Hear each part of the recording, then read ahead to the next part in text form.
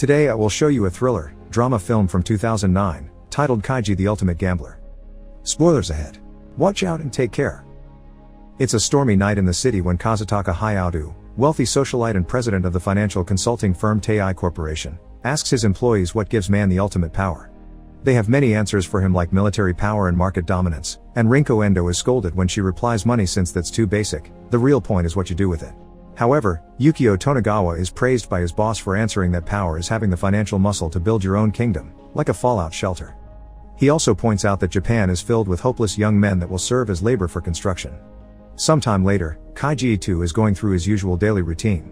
He buys and loses at scratch-offs, spends a very boring day at his work as a cashier in a convenience store, and on his way home, he curses all the rich cars around him for being successful because they evade taxes and not because they work hard. When he kicks a Mercedes, a group of bodyguards chases him for it, and from that car also comes out Rinko, who takes him to an office to talk. A couple of years ago, Kaiji signed a loan contract to be a friend's guarantor, and since that friend has disappeared, it is now his obligation to pay the debt. To make matters worse, the original sum of 300,000 yen has now become a debt of 2 million because of interests, not to speak of the car damage he's caused.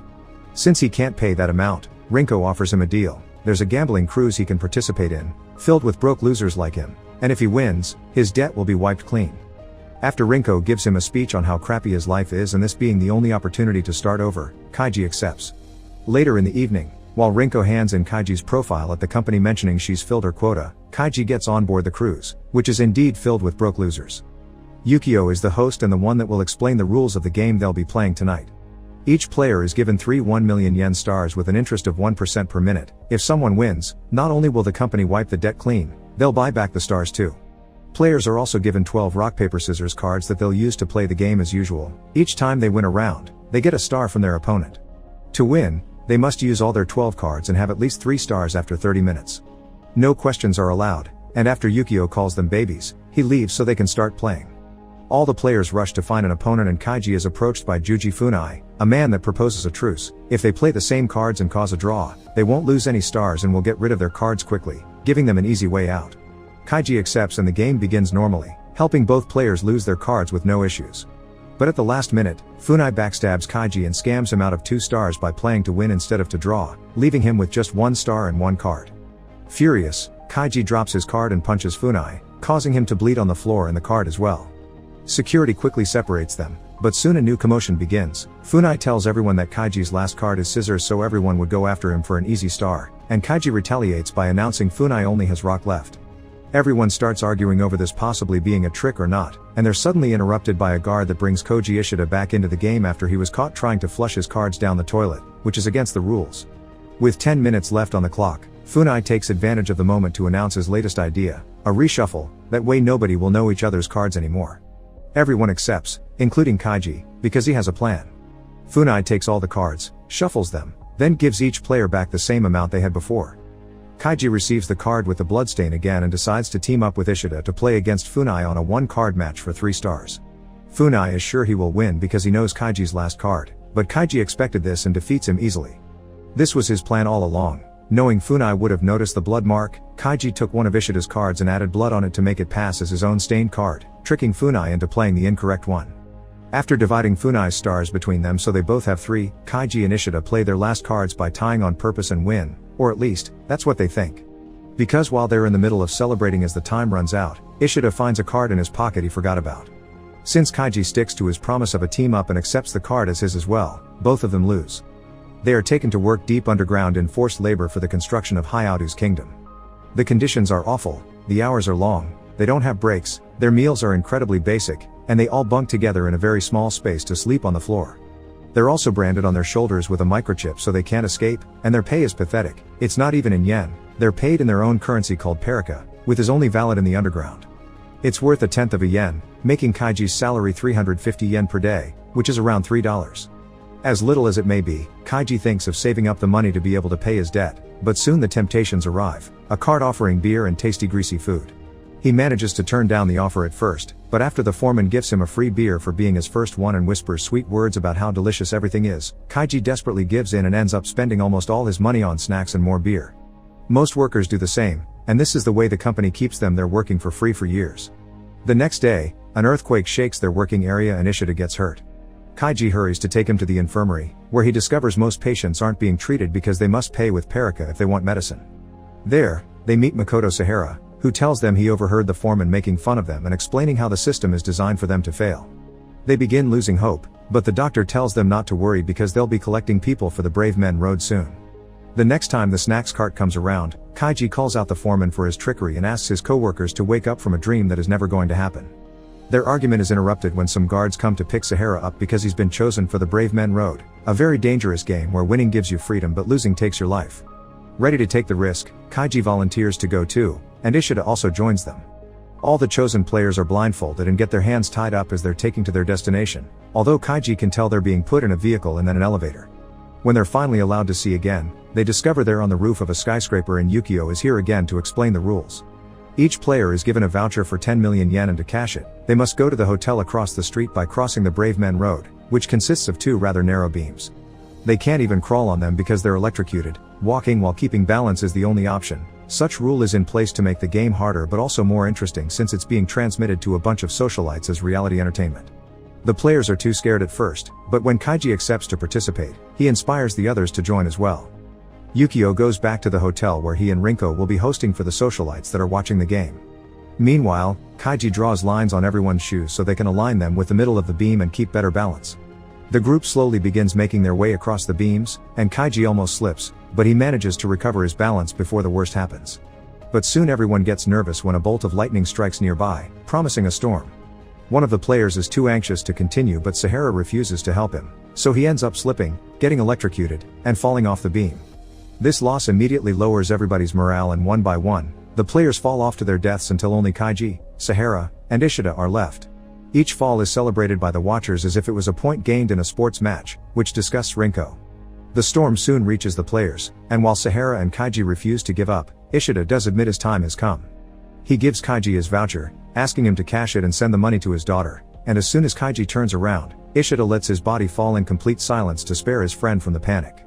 Slowly but surely, Sahara and Kaiji finish crossing the beams and reach the hotel door, but Kaiji worries when he sees Hayato watching them from a window. His instincts are right, there's a final trick waiting for them. When Sahara opens the door, he's hit by a wind blast caused by the difference in air pressure and falls. Kaiji slips as well, but he manages to hold onto the ledge and climb back, proceeding to enter the building through the door to become the first person to ever win at Brave Men Road. Hayato congratulates Kaiji for it and grants Yukio a citizenship in his kingdom for having provided such a great show. Kaiji demands to be paid, but the news he hears isn't great. Ishida's voucher is invalid because he's dead, and from the 10 million Kaiji won, they'll take the debt money he owes them. So all he has left in the end are 750,000 yen, around $7,000. At least he has his freedom, but he's still furious that he won't get to send the money to Ishida's daughter, so he tries to punch Yukio, only to be stopped by the guards. Hayato is impressed by his attitude, so he gives Kaiji one last chance to play one more game. The game is called E-Cards and his opponent will be Yukio himself. Each player receives 5 cards, 4 citizens and either an emperor or a slave. The gameplay is simple. The slave team picks a card first and puts it face down on the table, then the emperor team responds with a card of his own. When the cards are revealed, they decide who wins by following a simple rule. Citizen versus citizen is a draw, citizen beats slave, emperor beats citizen, and slave beats emperor. Putting down cards randomly isn't allowed, Kaiji must look at them and choose accordingly. There will be 3 rounds, and the bet is 10-1, with 10 being the slave side. This is why Kaiji chooses to play as the slave even if he's at a disadvantage. He'll have to play first, his opponent will be able to read his expression, and the odds of the slave winning are 1/5. This match is so important that they're even showing it on the underground TV. Kaiji begins by playing 2 citizens, getting 2 draws, but when he plays the slave, Yukio immediately can tell and defeats him. Hayato is disappointed that it's ended so quickly, so he lends Kaiji some money so he can play again. This time, Kaiji watches Yukio and realizes that he doesn't look at him in return or even at his own cards, which is very strange. He decides to send the slave first as a surprise tactic, but once again, Yukio can tell he's played that card and easily defeats him. As the guards come to take Kaiji away for losing, he notices that Yukio is wearing a different watch. On his way out, Kaiji begins reviewing in his head all the details about the game, trying to find out how it has been fixed. When Rinko comes by to make fun of him and call him a branded loser, Kaiji realizes the microchip on his arm is the key to all this. Yukio has put on a watch that allows him to read Kaiji's vitals and that's why he could know when he plays a difficult card. Kaiji begins crying and making a scene, thinking he'll spend his entire life underground, but as he remembers all the tricks that have been used in Alt so far, he comes up with a plan. First, he asks for permission to go to the bathroom before leaving. Once in there, he calls Rinko over, knowing she's waiting at the door. Then he tells her about his plan and convinces her to lend him 50 million yen to play once more, claiming he knows deep inside, she's a good person. Rinko ends up agreeing and takes him back to the game room, where Hayato is pleased by this surprise and orders Yukio to play against Kaiji again. Before they start though, Kaiji hits his head against the mirror a couple of times so his vitals show crazy numbers on Yukio's watch all the time.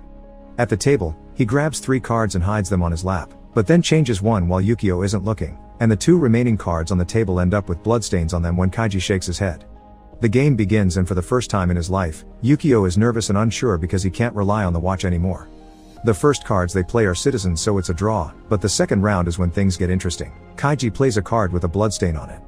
Yukio remembers that the 2 remaining cards on the table when the bleeding happened were the slave and a citizen, so he plays a citizen for that 50-50 chance.